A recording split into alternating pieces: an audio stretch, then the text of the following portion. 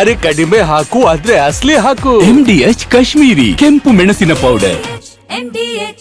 ಅನ್ನ ಹಾಕಿದ ಮನೆಗೆ ಕನ್ನ ಹಾಕದಂತ ಖತರ್ನಾಕ್ ದಂಪತಿಯ ಕಥೆ ಇದು. 18 ಕೋಟಿ ಮೌಲ್ಯದ ಚಿನ್ನ, ವಜ್ರ, ಬೆಳ್ಳಿ, ನಗದನ್ನ ದರೋಡೆ ಮಾಡಿದರು ಇವರು. ಬೆಂಗಳೂರಿನಲ್ಲಾಗಿರುವಂತಹ ಪ್ರಕರಣ ಇದು. ಬಿಲ್ಡರ್ ಶಿವಕುಮಾರ್ ಎಂಬುವರ ಮನೆಯಲ್ಲಿ ದಂಪತಿ ಕೈ ಚಳಕ ತೋರಿಸಿದ್ದಾರೆ. ಬೆಂಗಳೂರಿನ ಮಾರತಹಳ್ಳಿಯ ಯಮಲೂರಿನಲ್ಲಿ ನಡೆದಿರುವಂತಹ ಪ್ರಕರಣ. ಮನೆ ಕೆಲಸಕ್ಕೆ ಅಂತ ಹೇಳಿ ಇದ್ದಂಥವ್ರು ದಿನೇಶ್ ಮತ್ತು ಕಮಲಾ ಅಂತ ಹೇಳಿ ದಂಪತಿ ಇಬ್ರು 20 ದಿನದ ಹಿಂದೆ ಅಷ್ಟೇ ಕೆಲಸಕ್ಕೆ ಸೇರಿದ್ರಂತೆ. ಯಾರು ಅಂತ ಕೇಳಿದ್ರೆ ಬೆಚ್ಚಿ ಬೀಳ್ತಿರ ನೇಪಾಳಿ ಗ್ಯಾಂಗ್ ಇದು ಕೂಡ. ನೇಪಾಳಿ ದಂಪತಿಯು 11.5 ಕೆಜಿ ಚಿನ್ನ, ವಜ್ರ, 5 ಕೆಜಿ ಬೆಳ್ಳಿ, 11 ಲಕ್ಷದಷ್ಟು ಹಣ ಎಲ್ಲವನ್ನು ಕೂಡ ಕಳುವು ಮಾಡಿದ್ರು. ನೋಡಿಲಿ ನೀಟಾಗಿ ಗುಡಿಸಿ ಹಾಕ್ಬಿಟ್ಟಿದ್ದಾರೆ.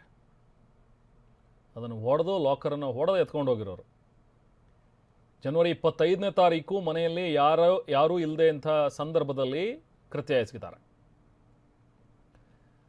18 ಕೋಟಿ ಮೌಲ್ಯದ ಚಿನ್ನಾಭರಣಗಳನ್ನು ದರೋಡೆ ಮಾಡಿರೋದಿದು.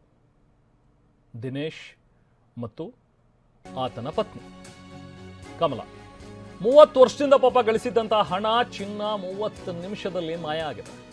30 ವರ್ಷದಿಂದ ಚಿನ್ನ ಕೂಡಿಟ್ಟಿದ್ರು ಪಾಪ ಶಿವಕುಮಾರ್ ಪತ್ನಿ ಮಾಲಿನಿಯವರು.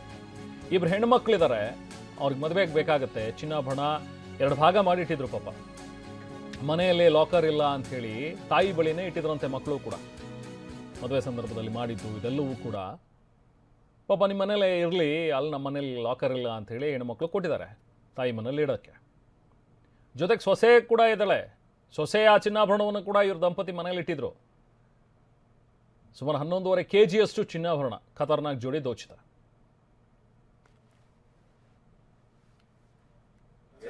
ದಿನೇಶ್ ಕಮಲಾ ಅಂತ ನಾವೊಂದು 25 ದಿವಸದಿಂದ ಅವ್ರನ್ನ ಕೆಲಸಕ್ಕೆ ಸೇರಿಸ್ಕೊಂಡಿದ್ದೀನಿ.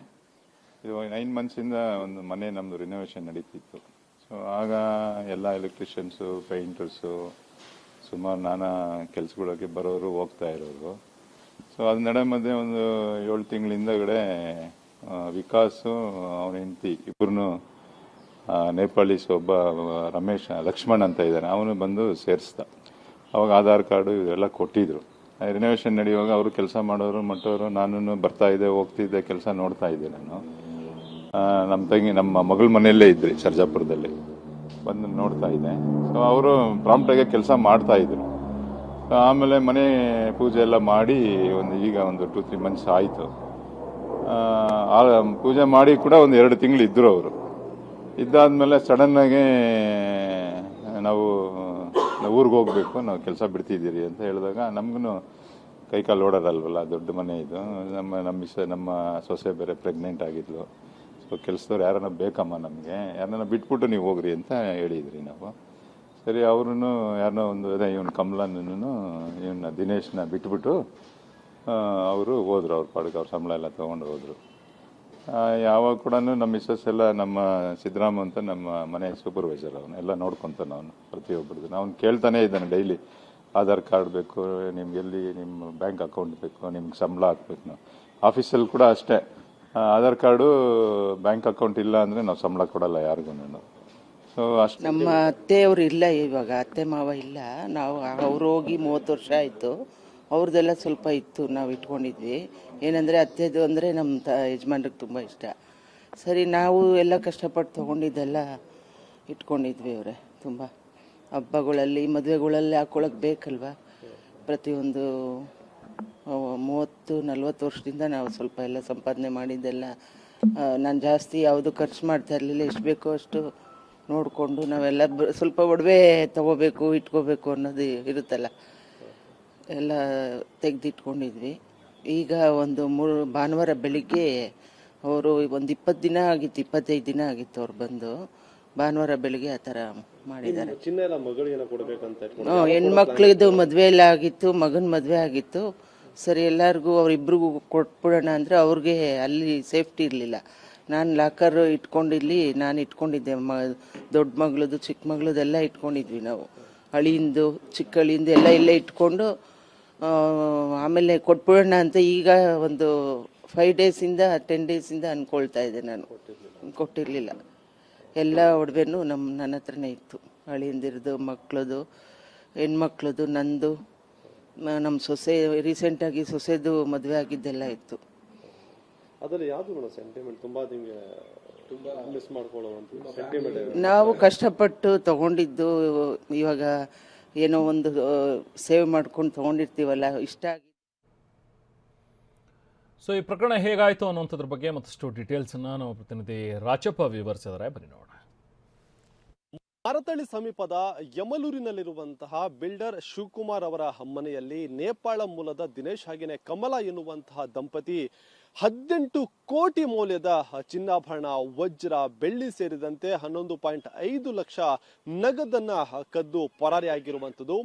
ಜನವರಿ 25ರಂದು ನಡೆದಂತಹ ಘಟನೆ ಇದು. ಶಿವಕುಮಾರ್ ಹಾಗೇನೆ ಇಡೀ ಕುಟುಂಬ ವಿದೇಶಕ್ಕೆ ಅಂತ ಹೇಳಿ ಪ್ರವಾಸಕ್ಕೆ ತೆರಳಿರ್ತಾರೆ. ಈ ಸಂದರ್ಭವನ್ನ 20 ದಿನದ ಹಿಂದೆ ಬಂದು ಕೆಲಸಕ್ಕೆ ಸೇರ್ಕೊಂಡು ಇದ್ದಂತಹ ಕಮಲಾ ಹಾಗೇನೆ ದಿನೇಶ್ ಅನ್ನುವಂತಹ ನೇಪಾಳ ಮೂಲದ ದಂಪತಿ ಈ ಮನೆಯ ನೆಲ ಮಹಡಿ ಆಗಿರಬಹುದು, ಹಾಗೇನೆ ಮೊದಲ ಮಹಡಿಯಲ್ಲಿದ್ದಂತಹ ಬೆಡ್ರೂಮ್ಗೆ ಹೋಗಿ ಅಲ್ಲಿದ್ದಂತಹ ಲಾಕರ್ ಎಲ್ಲವನ್ನ ಕೂಡ ಕಬ್ಬಿಣದ ಸಲಾಕೆಯಿಂದ ಮೀಟಿ ಅದೆಲ್ಲವನ್ನ ಒಡೆದು ಅಲ್ಲಿದ್ದಂತಹ ಸಾಕಷ್ಟು ಪ್ರಮಾಣದ ಚಿನ್ನಾಭರಣ ಹಾಗೇನೆ ಬೆಳ್ಳಿ ವಸ್ತುಗಳನ್ನ ಕದ್ದು ಪರಾರಿಯಾಗಿರುವಂಥದ್ದು. ಒಟ್ಟಾರೆಯಾಗಿ ಹೇಳ್ಬೇಕಂದ್ರೆ 11.5 kg ಚಿನ್ನ, 5 kg ಬೆಳ್ಳಿ ಹಾಗೇನೆ 11.5 ಲಕ್ಷ ನಗದನ್ನ ಎಗರಿಸಿ ಸದ್ಯಕ್ಕೆ ಇಲ್ಲಿಂದ ಎಸ್ಕೇಪ್ ಆಗಿರುವಂಥದ್ದು.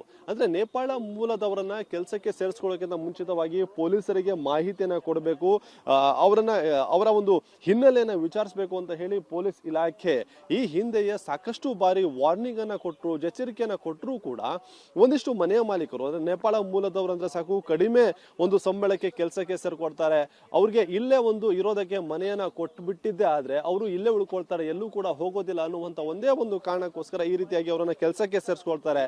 ಅಂದ್ರೆ ಅವರು ಎಲ್ಲವನ್ನ ಕೂಡ ವಾಚ್ ಮಾಡ್ತಾರೆ, ಆದಷ್ಟು ಬೇಗ ಎಲ್ಲವನ್ನ ಕೂಡ ವಾಚ್ ಮಾಡಿ ಸರಿಯಾದಂತಹ ಸಮಯ ಯಾವಾಗ ಸಿಗತ್ತೆ ಅಂತ ಹೇಳಿ ಅವರು ಕಾಯ್ತಾ ಇರ್ತಾರೆ.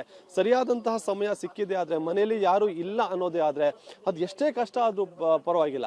ಅಂದ್ರೆ ದಂಪತಿಗಳಿದ್ರೆ ದಂಪತಿ, ಇಲ್ಲ ಅಂದ್ರೆ ಅವರ ನೇಪಾಳ ಮೂಲದವರು ಬೇರೆ ಏನು ಬೆಂಗಳೂರಲ್ಲಿ ಬೇರೆ ಬೇರೆ ಭಾಗದಲ್ಲಿ ವಾಸ ಇರ್ತಾರೆ, ಅಂಥವ್ರನ್ನ ಫೋನ್ ಮಾಡಿ ಕರೆಸ್ಕೊಂಡು ಈ ರೀತಿಯಾಗಿ ಕೃತ್ಯವನ್ನ ಎಸ್ಕುವಂಥದ್ದು. ಅಂತ ಸದ್ಯಕ್ಕೆ ಇಬ್ರು ದಿನೇಶ್ ಹಾಗೇನೆ ಕಮಲಾ ಅನ್ನುವಂಥ ನೇಪಾಳ ದಂಪತಿ ಅಂತ ಹೇಳಿ ಸದ್ಯಕ್ಕೆ ಗೊತ್ತಾಗ್ತಾ ಇರುವಂಥದ್ದು. ಇವರಿಗೆ ಏನಾದ್ರೂ ಸಾಥನ ಕೊಟ್ಟಿದ್ದಾರ ಅನ್ನುವಂತಹ ನಿಟ್ಟಿನಲ್ಲಿ ಈಗಾಗಲೇ ಮಾರತಳ್ಳಿ ಠಾಣೆಯಲ್ಲಿ ಘಟನೆಗೆ ಸಂಬಂಧಪಟ್ಟಂತೆ FIR ಕೂಡ ದಾಖಲಾಗಿದ್ದು ಪೊಲೀಸರು ಆರೋಪಿಗಳ ಪತ್ತೆಗೆ ಬಲೆ ಬೀಸಿರುವಂಥದ್ದು. ಕ್ಯಾಮರಾ ಪರ್ಸನ್ ರವಿಕುಮಾರ್ ಜೊತೆ ರಾಚಪ್ಪಾಜಿ ನಾಯಕ್, TV9 ಬೆಂಗಳೂರು.